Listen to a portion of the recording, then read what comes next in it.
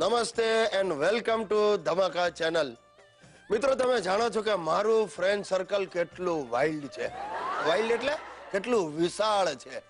અને મોટા ભાગના મારા દોસ્તારો બધા ફ્રીલાન્સિંગ, એટલે ગુજરાતીમાં કહું તો પાઈની પેદાશ નહીં ને ઘડીની નવરાશ નહીં. અને એવો જ એક મારો લુખેશ, એટલે હું રૂપેશ, પણ તમે બધા એને લુખેશ તરીકે જ ઓળખો છો.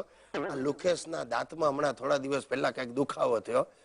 હવે બહુ અસહ્ય થઈ ગયો ને એટલે માંડ માંડ લુખેશ ગયો ડેન્ટિસ્ટ પાસે, ડોક્ટર બારાડી.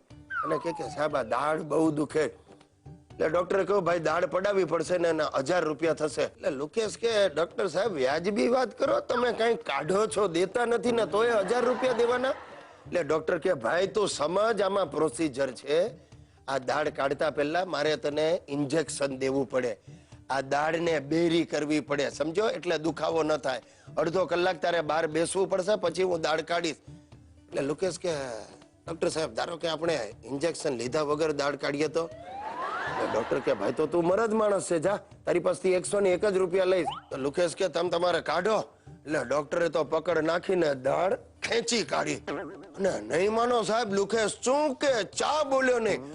ડોક્ટર આશ્ચર્યમાં પડી ગયો, ભાઈ તું ખરો મરદ માણસ છે, મારી 101 નથી જોતા, 501 મારા તરફથી લઈ જા.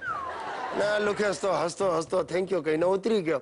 હવે સાંજે બધા ડોક્ટરોની મીટિંગ થાય, તે બધા ભેગા થયા છે. અને વાતચીતમાં બારાડીએ કહ્યું કે મારે ત્યાં ગજબનો પેશન્ટ આવ્યો, રૂપેશ. કઈ દવા ઇન્જેક્શન આપ્યા વગર હાળે દાઢ કઢાવી નાખી.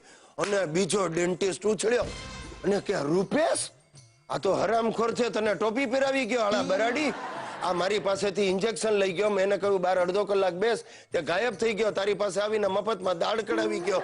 બોલો સાહેબ, ડોક્ટર લૂંટાઈ જાય આવો દાખલો તમે પહેલી વાર સાંભળ્યો?